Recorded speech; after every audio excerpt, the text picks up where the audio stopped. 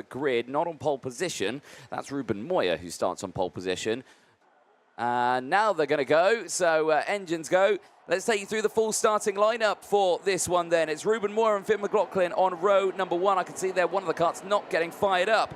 Q Lee and Austin Gale, they will go from row number 2. They'll have Mickey Blaskos and Knut Nilsson on row 3. Row 4 is Johanna Luja with Mattis Barb alongside. Then it's Remy Vassell and Clement Outron on row 5. Marcus Luzio, championship leader, will have Matteo Zanchi for company on row number 6. They'll have Leonardo Lagoni and George Nassar on row 7. Alexander Ruta and Rocco Cuccio start this one on the 8th row of the grid. They'll have Nicholas Hirsch and Annabelle Brian on row number 9. Carl Luthard and Connor Grant will round out the top 20 on row 10 ahead of Suleiman Zamfari and Bertram Sash on row 11. Giro van Durenvoorde goes from row 12. We'll have Clovis Nugarade alongside Lorit Sash and Christian Vagani on row 13. Mathieu van der Broek and Dylan Patel will round out the top 28 on row 14 with Lorit Ottenbeck and Emilio Van Overberg on row 15. Freddie Housley will round out the 16 rows and 31 karts, but there on your screen is Carl Luthard. Unfortunately, the 414 Falcon is not going. Now, have they sorted something out? It's trying to get it restarted. They're bumping it up and down. I think they've done a carburetor or maybe a spark plug change on there. They are allowed to do a spark plug change on the grid if it's deemed necessary that the kart is not going to fire up. But there, not going is the Falcon, which is a big shame. Other drivers not out there. Lorit Sash not out there. Bertram Sash, and neither will be Carl Luthard. Unfortunately, that kart is not going in frustration, kicking something over there, and understandable. Last race of the day, you never want to see it, and you know it could mean the difference of getting through to a superheat and maybe heading into that consolation race in the senior X30 category.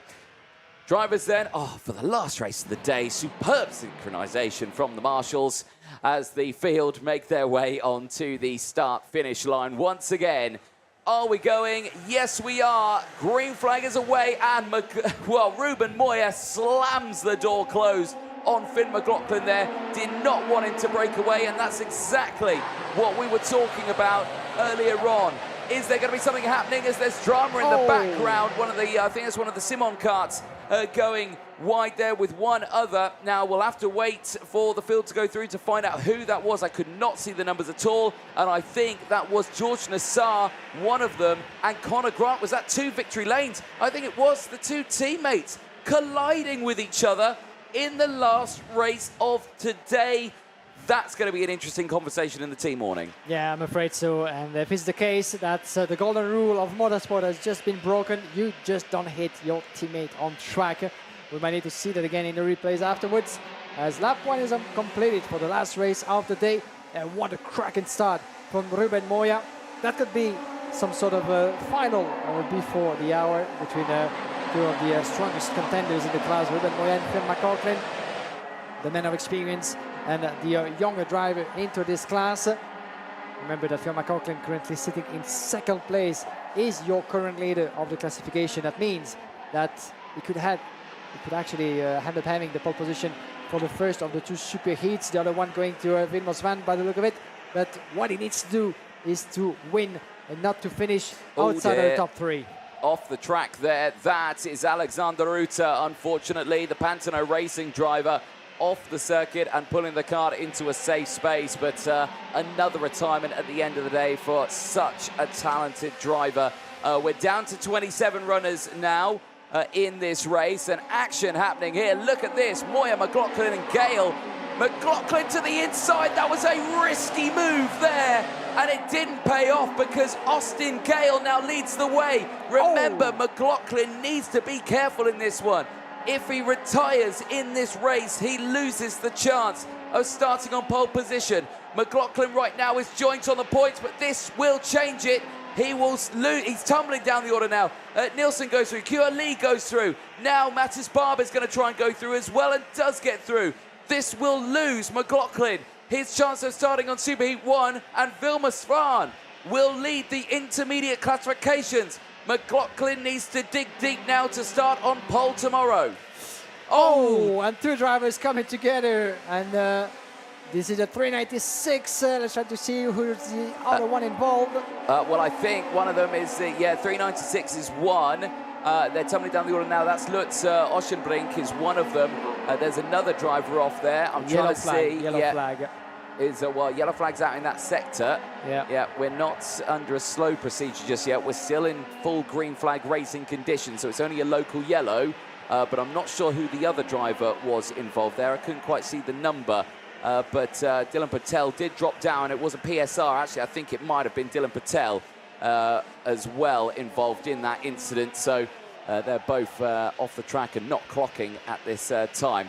Right, back at the front here, Gale leads the way by nearly a second now on lap number 4 ahead of Knud Nielsen here. The damn racing driver on the Sodi kart there you can see on your screen. Absolutely flying at this point, has gained 4 places in this race. Moya's there in 3rd place, Kioli's there in 4th, and McLaughlin's in P5. Now McLaughlin needs to gain at least 2 more places. He needs to finish P3, so he has to get past Kioli, he has to get past Ruben Moya. Replay here. That is the concept there. The air. Okay, no, so it wasn't. That was a Simon kart. I thought it was a Simon kart there that had tumbled down. Now, Niklas Irsch might have been. Maybe, I think so. Yeah, so I thought I'd seen that one. So it wasn't 2 teammates crashing with each other, even though both of the victory lanes went through. Yeah. There's another moment with Lucio. You just see him sliding onto almost the wheel and the front fairing of his opponent there. Oh, wow, that's a big moment there out of that corner. Now, who was the other car? I'm seeing something 02. And I think it was, Dylan Patel, because he is 302. And he is another driver who just dropped down the order with Lutz Oschenbrink there. Unfortunately, that's not what they wanted to do. Right, so Nielsen now with the fastest lap of the race, starting to put a dent in Austin Gale's lead because the gap's down to 4/10 of a second now. It's taken a huge chunk of that one. Fionn McLaughlin getting ahead of Kioli. We just missed that. Thanks for the replay. As McLaughlin now back within the top 4 and puts 4 units, 4 points between himself and Elia Weiss into the classification. That's one more step into securing at least 1 or 2 pole positions for Fionn McLaughlin. Not the first one, the Superheat B. That would be just missing 1 tiny point to be on the level of Windows Van at the moment. All he needs to do is to get close to Ruben Moya, snatch a 3rd place Brandon, but still missing a little bit of pace, still missing. It's getting close actually right now. As I said that, just outside of the chicane, he had a couple of tenths of a second missing out. But now Fionn McLaughlin seems to be back in contention. He has found his space back after struggling into the early stages. If he gets ahead of Ruben Moya, he takes the overall classification lead back. Exactly that. This position here, this battle on your screen is the battle to start on pole position for the final. Now, okay, so McLaughlin saying, right, go, but then Moya's now going to go defensive. I think McLaughlin, you're just going to need to try and get past on this one. And he's going to force it. Oh, that was too risky for Finn McLaughlin, and the frustration is kicking in. All the hard work he'd done there is now lost for McLaughlin, because now through will go Mickey Blaskos, and now McLaughlin's down to 6th. This will really affect it now. We're on lap 8 of 11 here. He needs to gain these positions, and right now McLaughlin is back down to P6, and he will not be in a position here. He's back into P5, and he says right to Mickey Blaskos, think, let's go, don't attack me, but he's going to instantly attack him. This is not what McLaughlin wants. The stress is starting to kick in, and you can see it there. He is so frustrated. Yeah, he needs to focus back. He needs really to keep his head down towards the conclusion of that race. We're getting the checkered flag. And it was, as you said, too much of a risky move to try to dive through the inside of Ruben Moya. Moya was shooting the door. He said to him, clearly, I'm doing my own race. I'm not going to let you through. We're not going to do this together. And as a result, we're going to see that again. As you could see the gesturing. He's saying, no. I'm staying You're not where going past. I am. And Fionn McLaughlin talking to his mechanic and some of the VTK guys on the sideline. And here's the attempt of the move. And I thought for a moment that his front fairing was going to be detached completely. Is having none of it, fortunately for him. but He got away with that yeah, one. even more fortunately, the wheels didn't bang that strong enough for taking one of them into a spin, but we came close from big drama for Phil McLaughlin. Right, McLaughlin's back into P5, has got past Jana Luja and is on the charge towards Ruben Moya. There is the points, you can see it. Vilmosvan leading with 11 points, McLaughlin with 13. Again, it needs those two positions, needs to get past Moya, which he's found quite tricky to do, and also needs to get past Kyo Lee. But they're breaking away. This is Austin Gale and Clint Nielsen, who unfortunately we've not been talking about much in this race. They're first and second, doing a brilliant job, but everyone's really focusing on who's going to be starting on pole for that Sub-Heat 1 tomorrow. But their race at the moment, 0.2 of a second separating them as they're going to be going on to the final lap this time around. We could see a change with the lead right now, but now look at that, McLaughlin's right on the rear bumper. And, well, now we could see some fireworks between these two. Big checker. Moya 100% knows that's McLaughlin behind him, and he is making that kart as wide as it can possibly be. Yeah, the difficult task for McLaughlin. He has 1 and 2 drivers to get past, not only Moya, but Kyo Lee as well, if he wants to make it at the end of the day in P1 with the pole position for the Superheat A. In this position, he could still have pole position for the second race. He's still going to try to get ahead of Ruben Moya. That's a risky attempt into that last lap. If I was him, maybe I could keep that result in the bag and one of the poles at least. But Ruben Moya is going defensive, looking both left and right in the middle of the track, not letting McLaughlin breathe at any moment. That's going to be a risky end of a race for those two. Almost a touch into the last corner. Look at Moya looking on his right side. Phil McLaughlin will go for at least one last attempt into the last corner on the finish straight, side by side almost. But in the end, Ruben Moya finished ahead of Phil McLaughlin. McLaughlin finally P5 on pole position, but for the Superheat B and not the Superheat A. That will go the way of Vilma Svan for just 2 tiny points. But oh my God, ladies and gents, what a hectic and very tense final of a qualifying race that was between Phil McLaughlin and Ruben Moya, split by pretty much nothing, 500 of a second on the line at the end. That could be interesting to hear for at least 1 or 2 protagonists from this battle. It wasn't even a battle for P1 or even for glory, but for pole position and the points. Ruben Moya is out of contention for the pole position a long time ago. He's P8 though, thanks to his result. And here's the classification in full.